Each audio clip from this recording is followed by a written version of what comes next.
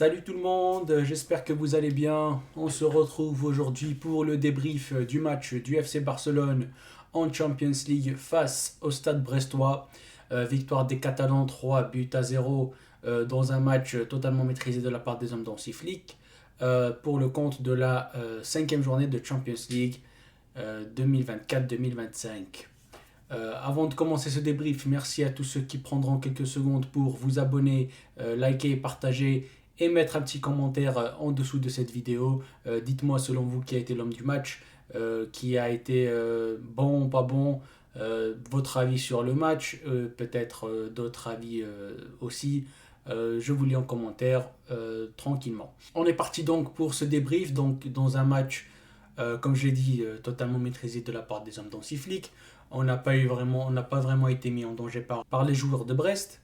Ce qui donnait un début de match assez maîtrisé, de l'impact, de l'intensité dès le début pour montrer au Stade Brestois que on n'est pas là pour jouer à la baballe, on n'est pas là pour perdre du temps, donc on est là pour essayer de gagner ce match. Et c'est ce qu'on a fait. On est entré dès le début de match avec une intensité. On a essayé de jouer vers l'avant. On a eu beaucoup de situations dans ce qui ont amené le penalty pour le FC Barcelone. Penalty transformé par Robert Lewandowski.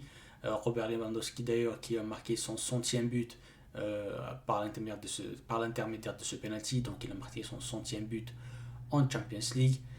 Après, il a en fin de match marqué son 101e but en fin de match en Champions League. Donc, énorme stat, énorme record pour Lewandowski. Toutes nos félicitations à Robert Lewandowski. Dans un match vraiment maîtrisé de bout en bout, j'ai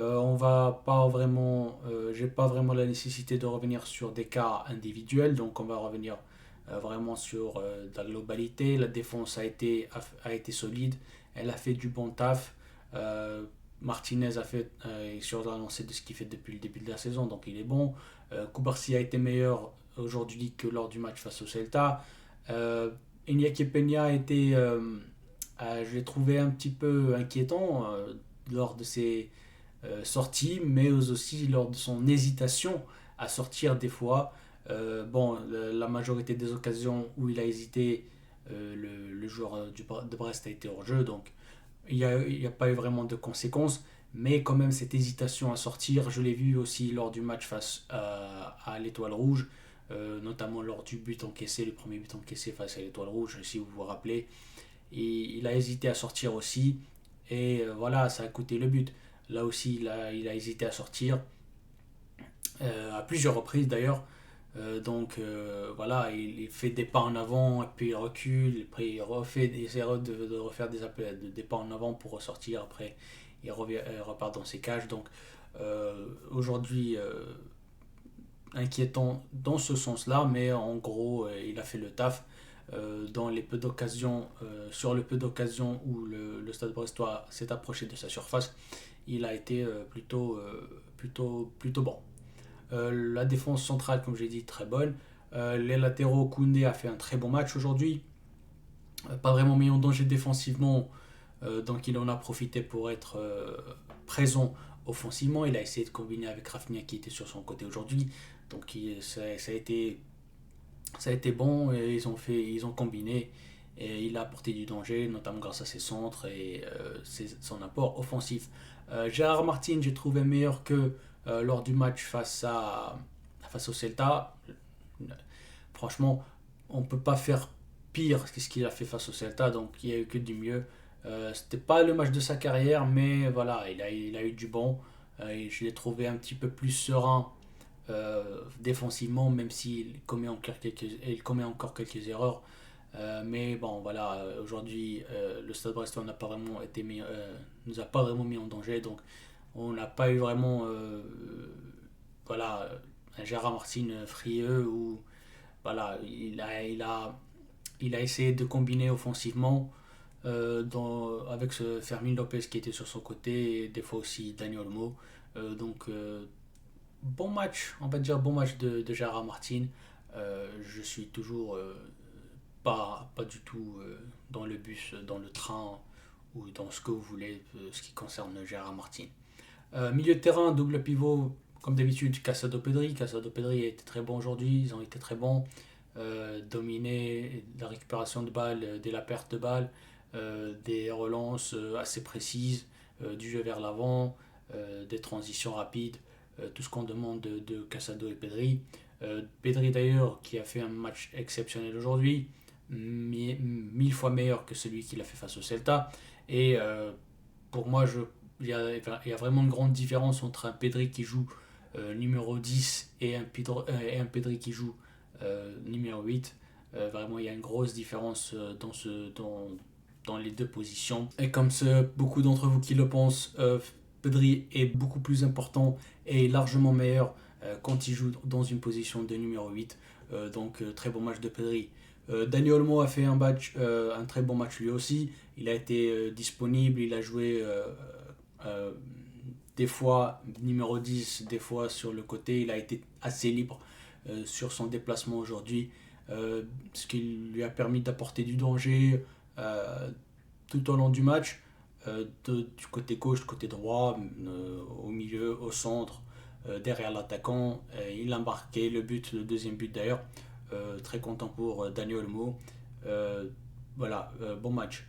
Fermin Lopez, le match de Fermin Lopez a été bon. Je n'ai pas trouvé un Fermin Lopez des matchs précédents, un Fermin Lopez meilleur, un Fermin Lopez qui a su être mis en confiance dès le début avec quelques tentatives, notamment celle où la balle passe juste à côté en première période, dans les premières actions du match. Fermin Lopez qui s'est vite mis en confiance, ce qui lui a permis ensuite d'enchaîner.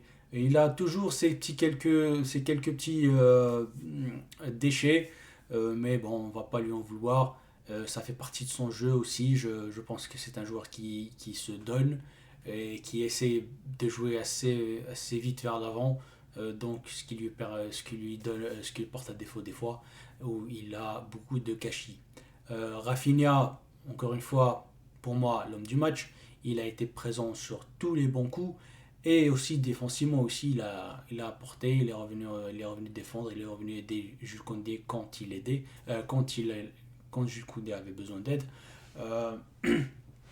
Rafinha, franchement, continue sur la lancée de ce qu'il fait depuis le début de saison, masterclass après masterclass. Même dans le match face au Celta, je ne l'ai pas trouvé mauvais, je l'ai trouvé au contraire l'un des meilleurs joueurs de l'équipe lors du match face au Celta. Donc aujourd'hui aussi, il nous sort une masterclass. Rafinha, franchement, rien à dire. Donc Robert Lewandowski, comme j'en ai parlé un petit peu précédemment, Robert Lewandowski a fait un bon match. Il a été décisif, il a marqué 2 buts, son 100e et son 101e but avec le FC Barcelone. Donc pour l'instant, Robert Lewandowski, franchement, il a fait un très bon match. Je pense qu'il a été élu homme du match par l'UEFA. Pour moi, je le donnerais à Rafinha, mais bon, les avis diffèrent. Eux, ils pensent qu'il a marqué 2 buts, il est homme du match. Moi, je pense que Rafinha, même s'il n'a pas marqué, il a fait une meilleure prestation. De toute façon, c'est des détails, on s'en fout un petit peu parce que toute l'équipe a bien joué. Donc voilà.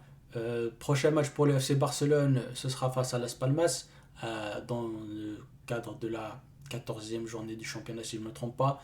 Un match à domicile, un match très important pour essayer de reprendre 4 points d'avance sur le Real Madrid. On se retrouve à la prochaine. Merci à tous ceux qui ont suivi ce débrief jusqu'à la fin. Mettez un petit commentaire, dites-moi ce que vous avez pensé du match, quel a été selon vous l'homme du match. Dites-moi votre avis sur le match en commentaire. Je vous lirai bien sûr. Passez une bonne journée, bonne soirée, peu importe. Et visca le Barça, toujours. Allez, ciao.